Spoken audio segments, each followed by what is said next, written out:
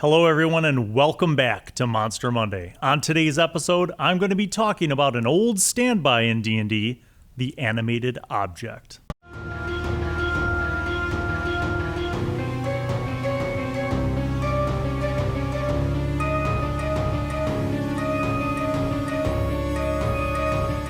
Okay guys, animated objects are nothing new in D&D and fantasy games. You have probably heard about them or read about them in stories and even fairy tales. Animated objects are actually pretty low level. The Monster Manual gives a number of options which we'll explore in a few minutes. But if you're new to my channel, I want you to understand something about my approach with the Monster Monday series, and that is not just to tell you about monsters, not just to share the stat blocks, but to give you ideas for how you can use them and how you can even change them to suit your campaign or your adventure. So let's dive in. As it's written in the book, animated objects are constructs. They're basically magical creations. So they are imbued with magic that gives them a certain predetermined set of kind of stats. The animated armor, for example, that's listed in the Monster Manual, the flying sword, the rug of smothering, all of these have kind of different stat blocks with certain different special things. And they are definitely cool, and we'll take a look at them. But I wanted to kind of give you guys something to think about, which is, what if you didn't want to use an animated suit of armor, or a sword, or a rug? What else could you do? Well, I think that it would be very easy to change this to kind of any furniture. In the same way that we think about mimics typically, a mimic doesn't have to be just a treasure chest. So you could technically have an animated object that's virtually any household item, right? It doesn't even have to necessarily be landlocked to a specific location. It could be something like a wagon, a wheelbarrow. It could be a farm implement. It could be something that the party runs into while they're on the road. Maybe they stumble across a bunch of crates, and one of those crates is actually an animated object that tries to snap and attack at them. So, I mean, there are a lot of different ways that you can use animated objects. Particularly, I think it's also a cool thing to consider the trope of the animated object in terms of the haunted house, which doesn't necessarily have to be a haunted house. It could be ruins, it could be a castle, it could be a house, it could be a place of business, anywhere where basically a magic user might have set up this thing to serve as a guardian or to kind of keep tabs on things. So a lot of potential for this. Let's take a look at the existing stat blocks though, just so you guys have an idea of how these work as they're written in the Monster Manual before we start riffing and improvising and coming up with other ideas. We'll start off with the animated armor. Armor class 18, as it should be because it's a suit of plate mail typically, so that makes sense. It has 68 plus 6 hit points, 25 movement speed. It's immune to poison and psychic damage, as well as condition immunities to being blinded, charmed, deafened, exhausted, frightened, paralyzed, petrified, and poisoned. An animated object is a construct, so it doesn't require air, food, drink, or sleep. That gives me some ideas as well. Air. So this could be an underwater thing. Maybe the party's exploring a shipwreck. And while exploring the shipwreck, whatever aquatic creatures you have them encounter, maybe something's being guarded down there by an animated object that's been underwater for an unknown quantity of time. Ideas. Let's talk about their senses. They have blind sight up to 60 feet, which is huge. But beyond that radius, they are blind, effectively. Anti-magic susceptibility. So because they are magical constructs, they are susceptible to magic that would kind of dispel the dweemer or the effect that is imbued upon them. This means that if they're in a anti-magic field, which is kind of a higher level spell effect, that they are incapacitated.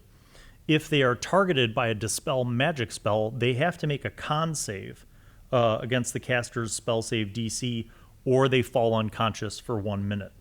I think what's cool about that is that neither of those two effects, anti-magic field or dispel magic, outright kills them. So it's not like a turn undead at a high level, which would actually just obliterate a lower level undead. The anti-magic field puts them into a state of incapacitation, but it doesn't kill them. So maybe after that effect wears off, that suit of armor could just rise up and go back to its normal duties, whatever its programming was. Conversely, like a dispel magic, again, puts them into a state of unconsciousness for 1 minute, but it doesn't outright destroy them. And I think what's cool about that is that maybe a newer party might cast Dispel Magic at this thing and then assume that it's out of commission, right? Because the armor just lays motionless, not responding to anything. So they figure they've defeated the animated armor. However, maybe they don't decide to polish it off, and later on, after that spell wears off, the animated armor has returned. The other thing that they have is False Appearance. While the armor remains motionless, it is indistinguishable from a normal suit of armor. So for those of you who watch The Lamenters, you may be aware that at this time, at the time of this Monster Monday, the party is doing an adventure published by Lamentations of the Flame Princess called The Cursed Chateau. And in The Cursed Chateau, there is actually animated armor. Now, the stat blocks aren't the same because Lamentations of the Flame Princess is kind of an old school revival OSR retro clone, whatever you want to call it. So the stat blocks are a little different. But effectively, this is the same monster encounter, right? It's a construct. It's a magically animated suit of armor. What's really cool is that the first few times that the party was in the area where these suits of armor were, they were just passing by them because they just looked like display armor. Now, maybe the players had a suspicion that there was more to it, but they didn't actually know that until later, in a later encounter, where they tried to interact with the armor, which activated the armor's kind of defensive mechanisms. Kind of a fun thing to use, right? In a spooky haunted house, cursed chateau sort of scenario. All right, as far as their actions go, animated armor makes 2 melee attacks. When I think about this is actually pretty badass. Like, armor class 18, number 1, makes them kind of hard to hit. Number 2, they have 2 melee attacks per round. So they can actually do some damage and they can take quite a few hits. They have decent hit points as well. So probably not something you want to put against a party of first level characters, but certainly in that, levels 2, 3, 4 range, this would be appropriate. Or if you needed to scale it up, you could add more of these things. If you had a mid-level party, like level 6, 7, 8, you can have 6 of these things maybe. Their weapon attack is +4 to hit, and it does 1d6 + 2. So it doesn't do a ton of damage, but it can do damage. On the topic of scaling things up, if you're new to Monster Monday, that's one of the go-to techniques that I have. Any monster could be scaled up or down. Based on the challenge rating that you're trying to accommodate, you can lower their hit points, you can increase their hit points, you can lower their AC, you can increase their AC. You can lower their attacks or the damage that they do, or you can increase those things. My recommendation, though, is that whatever you choose to do, try your best to estimate the challenge that these opponents will place with the party that that you're running the game for, with their abilities, and also maybe even with the players' experience levels, because a lot of times newer players don't think of something like, say, for example, Dispel Magic against an animated suit of armor. A more veteran player party might think of that right off the bat. So you have to kind of take as many of those variables into account and try to come up with a way to balance the encounter. That said, whatever changes you decide to make, you should make some notes about that before you run the encounter so that you're not just fudging things. You don't want to just like make up things or make changes on the fly. You kind of want to have a predetermined set of hit points, armor class, attacks, that kind of stuff ahead of time that you are doing your best effort to estimate accurately. All right, so let's take a look at the Flying Sword. This is kind of an interesting alternative on the armor. It's a small construct, so because it's only a sword, it has an armor class of 17. Why would a sword have an armor class of 17? Well, number 1, it's made of metal, but number 2, it's a small object and it's flying through the air. So maybe just by virtue of how it moves, how swiftly it moves, how narrow the blade is, might make it harder to hit, which would rationalize why it would have an armor class of 17. I wonder if you made a flying dagger instead of a flying sword. Would it have a higher armor class because it's even smaller to hit? Food for thought. Similar kind of damage immunities and condition immunities as the suit of armor. Same thing with the blind sight for 60 feet. All those are kind of standard. And the same thing for the anti-magic susceptibility. So either an anti-magic field or the Dispel Magic challenges this thing. Same thing with the False Appearance trait. So the sword, before it animates, just looks like a regular sword. I could see this being a great part of an exploration in any scenario. Ruins, castle, dungeon, a forest. The party stumbles across a place where some weapons are stored. Maybe it's like an older place. There's cobwebs and there's pikes and axes and swords and daggers and shields and armor, and they stumble across this armory, right? In ruins, in a castle, in a dungeon, in a forest. Maybe there's a stronghold in a forest, an old keep, something like that. And you decide one or two or three of these things are going to be animated objects that are going to basically attack the party when they enter the room or when they touch something, whatever the trigger is. But that can make for a lot of fun. Now, the challenge rating on the flying sword is only 1/4, and I'm wondering why. It does slightly less. No, actually, it has a +3 to hit, and its damage is better than the animated armor. It's 1d8 + 1. I think it's just the hit points, because the hit points for the flying sword are 5d6 versus the animated armor, which are 6d8, so +6. So that's maybe why it's considered a slightly lower challenge rating.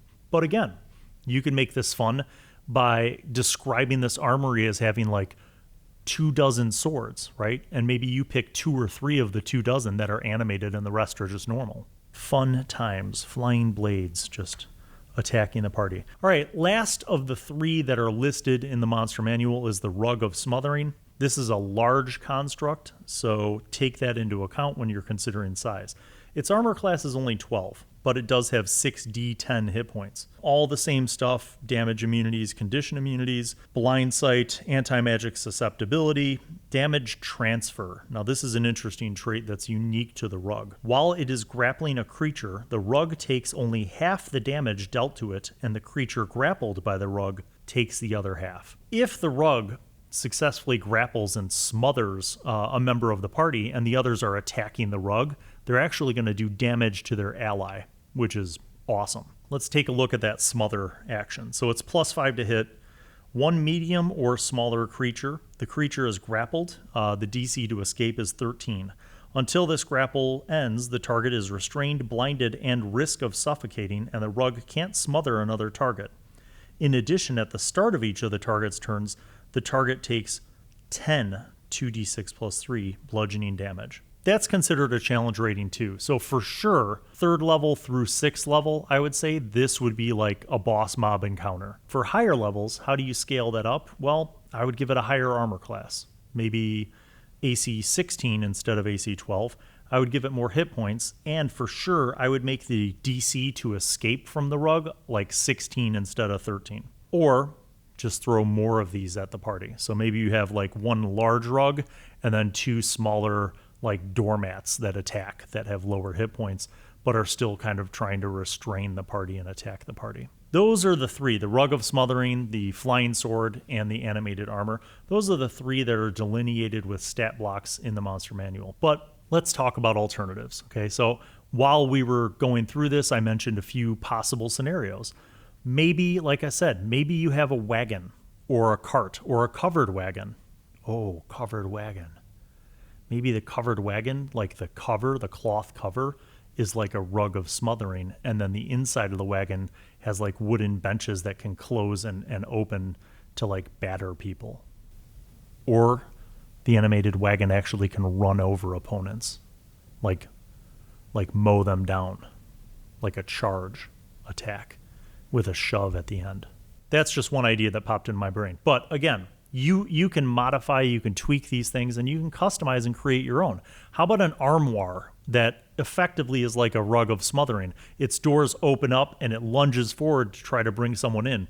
But on the inside of the armoire are spikes. So it does damage if it successfully grapples the person and presses them into its armoire. Or a dresser that shoots out its drawers, at multiple attacks, like 3 or 4 drawer attacks that are bludgeoning damage, and it swings itself around to kind of move, to attack members of the party. An animated object could also be something that's not necessarily a sturdy physical thing, right? So I'm trying to think of an example where like clothing could be an animated object, like the Rug of Smothering, but something that could be like a cloak, maybe like a hooded cloak or cape, or a bearskin rug. You can kind of tweak these things and then use any of these three as the baseline for developing your own custom animated objects. Maybe a wizard has like a whole bunch of shelves, but one of those shelving units has like a bunch of potions on it, and the potions are all like acid or maybe exploding damage, and the shelf can actually like lean forward and do a ranged attack on party members by throwing these little like explosive vials or these acid vials. That could be cool. How about an animated statue, right? An animated object, like a decorative statue, but the statue actually is part of a fountain and it spits water, but when it actually makes an attack, it can spit and like superheat the water. So it can do an area of effect like a breath weapon, almost like a cone of super hot, boiling hot water attacks, for like a 15-foot range. So right there, just like thinking of different things in any given area, right? Where you might have, or like a throne or a chair or a dining room table, a chandelier with candles on it. And maybe the chandelier can spin and swing and attack, and it can also do like +1, fire damage for every successful hit on top of whatever the bludgeoning damage is. Endless potential with animated objects. The only limit is really like your imagination, So, I mean, if you're kind of dry on ideas, think of like Beauty and the Beast, right? The whole haunted house of Beauty and the Beast are a bunch of animated magical items. Now, those are nice items, typically. They're considered helpful and friendly, but just take anything that you could see and imagine in a house, and you could theorize a way to make it an animated object. Even a painting on the wall could become a rug of smothering if it falls forward and kind of grapples someone and smothers them. So many cool options, so many spooktacular ideas that you can use any time of the year in almost any setting, virtually, any setting for your adventures, even underwater or in a flooded cave. You have some treasure, some loot in a flooded cave, and the party dives down and they start like, making these trips down 20 feet down, and then one of those things is an animated object and it grapples them and holds them in. Like chains and manacles could be animated objects. Just use the sword as your baseline. So a lot of fun potential there if you really want to go, hardcore. In theory, it could even be dead things. Now, I know you might be like, well, that makes it undead. Not necessarily. If you, for example, took like bones, like whale bones, or how people sometimes have like mounted heads on the wall, like, an elk head or a bear or a deer head or whatever. If you had like a taxidermied, animal or bones, a wizard could probably make that into an animated object, and it's a construct, not a undead. So another variation for how you can do that. But anyway, I digress. I hope you have enjoyed this episode of Monster Monday, where we've talked a little bit about animated objects, and maybe you have gotten some ideas for how you can bring these into your game, regardless of what game system you play. Have fun, enjoy. Thanks to all my patrons for supporting me on Patreon, and if you want to join our Patreon community, you can do so. Just visit the website. We'll see you on the next episode of Monster Monday.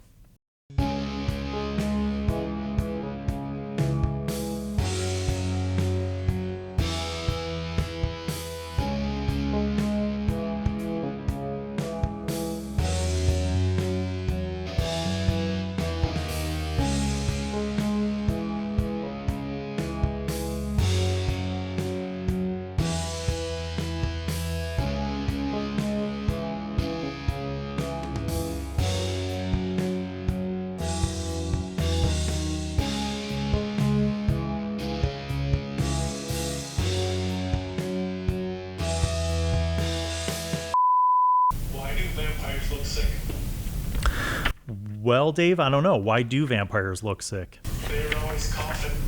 They're always coughing. Well played, Grafo. Well played. Well, hello, and welcome to Bill Allen World. I am Wizzy, the Wizard. I'm back once again to remind you to subscribe and click on the notifications button, and also watch videos that are over there. Tune in to the next episode of whatever show you were just watching, and watch other shows featuring Bill. He made me say that because he's a narcissist. Okay, bye.